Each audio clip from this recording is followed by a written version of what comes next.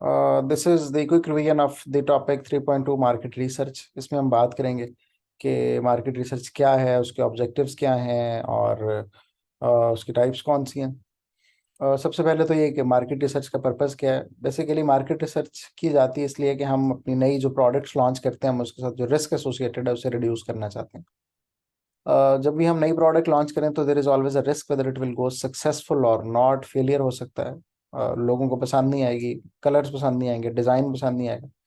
तो ज़्यादा बेहतर है कि हम एक स्मॉल स्केल मार्केट रिसर्च कर लें पहले टू आइडेंटिफाई कि वो whether people will like that और नॉट। जो डिज़ाइन हम लॉन्च करने का सोच रहे हैं, जो कलर स्कीम, जो जो टेस्ट हम लॉन्च करने का सोच रहे हैं, कुछ भी। तो सबसे पहला पर्पस तो ये है कि हम रिस्क रिड्यूस करना चाहते हैं। हम अगर लोगों से पूछ लेंगे पहले तो लेसर चांसेस होंगे कि उसको डिसलाइक किया जाएगा। फिर हम ये भी जानना चाहते हैं कि फ्यूचर में डिमांड में चेंजेस क्या आ रही हैं, उसको प्रिडिक्ट करना चाहते हैं। कस्टमर इस डायनामिक मार्केट में खुद भी डायनामिक हो चुका है। उसकी डिमांड्स रोज रोज चेंज होती हैं because of so many reasons. वो हम उनको आइडेंटिफाई करना चाहते हैं। हम ये जानना चाहते हैं कि कस्टमर का फेवरेट कलर और डिज़ाइन कौन सा है। हम ये जानना चाहते हैं कि सेल्स और मार्केटिंग के ट्रेंड्स कैसे चेंज हो रहे हैं ताकि हम भी अपने आप को चेंज कर सकें। हम इलास्टिसिटीज भी कैलकुलेट करना चाहते हैं ताकि हमें पता चल सके कि जब हम प्राइस चेंज करेंगे तो हमारी प्रोडक्ट के साथ क्या सलूक होगा। मार्केट रिसर्च करने से what do we gain. Market research business का रिस्क रिड्यूस करता है, हमें मार्केट के इनसाइट देता है, हमें मार्केटिंग स्ट्रेटजीज में इंप्रूव करने में हेल्प करता है और फिर प्रोडक्ट डेवलपमेंट में भी हम इससे असिस्टेंस ले सकते हैं। डिसएडवांटेज क्या है? पैसे लगते हैं इस पर। कोई भी मार्केट रिसर्च का मेथड देखेंगे फ्री तो कोई भी नहीं, पैसे लगते हैं। फिर इनएक्यूरेट डेटा अगर मिल जाए तो सारी कैलकुलेशन गलत हो सकती है, उसके बेसिस पे हम गलत डिसीजन मेकिंग कर सकते हैं, गलत प्रोडक्ट लॉन्च कर सकते हैं। टाइम कंज्यूमिंग है। मार्केट जितनी क्विकली चेंज हो रही होती है तो उसमें हम जो भी मार्केट रिसर्च करके डेटा आइडेंटिफाई करते हैं वो ज़रूरी नहीं है कि वो according to the market needs, उस वक्त की मार्केट नीड्स के मुताबिक हो। और फिर इसमें कि कोई ऐसा यूनिवर्सल सोल्यूशन नहीं मिल जाता हमें मार्केट रिसर्च से, नॉट एट ऑल। क्योंकि बिल्कुल ऐसा होता है कि हम कोई डेटा आइडेंटिफाई करते हैं किसी एक खास खास पर्टिकुलर मार्केट के लिए तो वो सही हो सकता है, लेकिन किसी और खास पर्टिकुलर मार्केट के लिए वो सही नहीं भी हो सकता। मार्केट रिसर्च दो है, प्राइमरी रिसर्च है और सेकेंडरी रिसर्च है। प्राइमरी रिसर्च दरअसल अपने ऑब्जेक्टिव नए सिरे से डिसाइड करके उस पर मार्केट रिसर्च करने का नाम है। इसमें जो हम डेटा कलेक्ट करते हैं that is called the first hand data, क्योंकि हमने ही किया होता है, हमसे पहले किसी ने नहीं किया होता। और इसीलिए इस रिसर्च को हम फील्ड रिसर्च भी कहते हैं because we directly go to the customers और the any field where we want to do research and we collect the data accordingly. Primary research के लिए हम क्या करते हैं? फोकस ग्रुप्स यूज करते हैं। फोकस ग्रुप पे बहुत ज्यादा सवाल आते हैं। फोकस ग्रुप वो है जिसमें group of individuals agree to give the information about a specific task. आपके क्लासरूम में आई आपके प्रिंसिपल, उन्होंने कहा अच्छा आप सब जरा कलेक्टिव ओपिनियन दें कि whether the teacher is teaching good और नॉट। तो आपने जो कलेक्टिव ओपिनियन अपनी दी वो फोकस ग्रुप कहलाती है। फोकस ग्रुप के एडवांटेजेस क्या होंगे?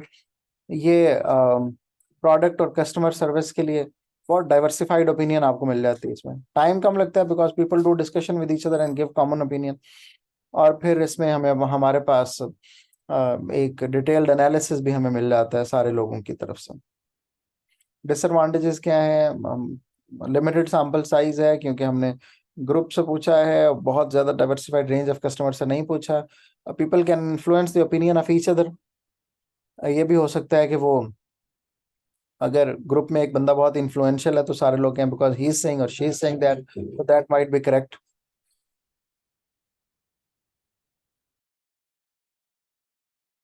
Another method that we can use for the market research, primary research के लिए वो questionnaire है। This is the most famous जो मेथड है हमारा प्राइमरी मार्केट रिसर्च का। इसमें हम एक सेट ऑफ क्वेश्चंस रेडी करते हैं और वो जो सेट ऑफ क्वेश्चंस है वो हमें इंफॉर्मेशन उसमें हम लोगों से पूछ लेते हैं about their opinions about the product. और इसमें क्वालिटेटिव और क्वांटिटेटिव डेटा दोनों इकट्ठा कर लेते हैं। इसका एडवांटेज है कि इसमें बहुत सारा डेटा इकट्ठा हो सकता है, बहुत ज़्यादा कॉस्टली नहीं है, पैसे तो इस पर लगते हैं लेकिन बहुत ज़्यादा नहीं है।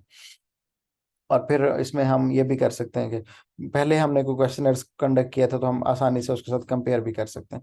ये जो सारे ग्राफ्स और चार्ट्स बने हम देखते हैं यूजुअली ये क्वेश्चनर के बेस पे बने होते हैं। Okay, sometimes people can give वेग रिस्पॉन्स, इनएक्यूरेट दे सकते हैं, ठीक है। और फिर बहुत डिफरेंट डिफरेंट ओपिनियंस लोगों में मिल जाती हैं, इसके डिसएडवांटेजेस हैं। एक और मेथड जो हम प्राइमरी रिसर्च का यूज़ कर सकते हैं that is called interview. Interview जो है वो प्राइमरी रिसर्च का एक मेथड है जिसमें हम क्या करते हैं, डायरेक्टली कस्टमर से पूछ लेते हैं जाकर। उसमें इंटरव्यूअर सामने है तो वो एक्सप्लेन भी कर सकता है क्वेश्चंस को, तो ये जरा आसान हो जाती है बात। और लेकिन इसका नुकसान ये है कि इसमें इंटरव्यू पे टाइम सेट करना है, all that, it takes time. और फिर इंटरव्यूअर जो होता है ना, वो बहुत बहुत चालाक होता है। If you have seen the media वाले जो चैनल्स हैं, they direct interviewee into certain direction, वो अपनी मर्जी के जवाब उनसे लेना शुरू हो जाता है। फिर we can do test marketing. Test marketing में होता है कि हम जब किसी प्रोडक्ट या सर्विस को लॉन्च करते हैं, तो हम उसमें ये देखते हैं कि वो प्रोडक्ट को लॉन्च करके ना लिमिटेड मार्केट के कंज्यूमर का रिस्पॉन्स क्या है। थोड़े से कंज्यूमर को टेस्ट करवाएंगे, थोड़े से कंज्यूमर को उसकी टेस्ट ड्राइव लेने को कहेंगे वगैरह। अच्छा, तो इसमें फ़ायदा, अगेन रिस्क बहुत ज़्यादा रिड्यूस हो जाता है, कस्टमर्स का फीडबैक आपको मिल जाता है, और फिर प्रोडक्ट को बाद में डेवलपमेंट की फेज पर चेंज किया जा सकता है, उसमें ऑल्ट्रेशंस की जा सकती हैं। डिसएडवांटेज इसका ये कि इस पर बहुत पैसे लगते हैं और टाइम कंज्यूमिंग भी है। एक और मेथड जो हम यूज़ कर सकते हैं, that is called consumer surveys. इसमें consumer gather data directly from the consumers about the product through, इसमें भी क्वेश्चनिंग कर सकते हैं, क्वालिटेटिव क्वांटिटेटिव डेटा हम उनसे कलेक्ट कर सकते हैं। इसके एडवांटेज ये है कि वैल्यूएबल फीडबैक मिलता है, और कस्टमर जिनसे हम सर्वे कंडक्ट कर रहे होते हैं वो रिटेन भी होते हैं हमारे पास। डिसएडवांटेज इसका ये है कि टाइम कंज्यूमिंग है बहरहाल बहुत ज़्यादा ही, और इस पर भी पैसे तो खैर लगते ही हैं। ओके जी। प्राइमरी रिसर्च ज़्यादा अप टू डेट होती है, रेलिवेंट होती है, और ये इसकी खास बात ये है कि प्राइमरी रिसर्च की जो इन्फॉर्मेशन है वो आप तक ही रहती है, यानी it's your data, you can use it anyway, जिस तरह आप चाहेंगे। डिसएडवांटेजेस प्राइमरी रिसर्च के क्या है कि ये एक्सपेंसिव है बहुत ज़्यादा, और सेकेंडरी से तो बहुत ज़्यादा। ठीक है, और फिर प्राइमरी रिसर्च करने से पहले सम टाइम हमें को सेकेंडरी रिसर्च करनी पड़ सकती है। जैसे आप किसी जगह कोई रेस्टोरेंट खोलना चाहते हैं, तो प्राइमरी रिसर्च तो आप करेंगे, लेकिन उससे पहले आप आइडेंटिफाई करेंगे वहाँ हाउसेस कितने हैं, लोग कितने रहते हैं, लोग रेस्टोरेंट विजिट कितना करते हैं वगैरह वगैरह, तो उसके लिए सेकेंडरी रिसर्च आपको चाहिए होगी। अब सेकेंडरी रिसर्च क्या है, ये वो डेटा है जो किसी और ने कलेक्ट कर रखा है और आप इसे अपने पर्पस के लिए यूज़ करते हैं, इसलिए अब सेकेंड हैंड डेटा भी कहते हैं, और इसको हम जो है वो डेस्क रिसर्च भी कहते हैं, क्योंकि हम इसको न्यूज़पेपर से और इंटरनेट से ले सकते हैं। क्वांटिटेटिव डेटा और क्वालिटेटिव दोनों इसमें भी कलेक्ट किए जा सकते हैं। वैसे क्वांटिटेटिव होता क्या है, ये वो है जो आपको नंबर्स में इंफॉर्मेशन देता है, क्वांटिटेटिव। और फिर क्वालिटेटिव क्या है, वो जो आपको इनसाइट देता है अबाउट द बाइंग और सेलिंग ऑफ अ प्रोडक्ट और service. For example, if I ask you why you are studying from me, तो जो आप आंसर देंगे और जो मैं रिसर्च कंडक्ट कर रहा हूँ वो क्वालिटेटिव है। आपके अच्छा सर, मैंने फलां दोस्त से सुना था सर अच्छा पढ़ाते हैं वगैरह। या मैं आपसे बच्चों से पूछूं why people you people are studying at Aitchison, तो आप कहेंगे अच्छा जी क्योंकि हमारे सब दोस्त वहाँ से पढ़े, हमारे बड़े भाई वहाँ से पढ़े वगैरह। तो ये जो रिसर्च है ये क्वालिटेटिव डेटा है जो इनसाइट्स देती है about the motivational factor behind buying a product और सर्विस।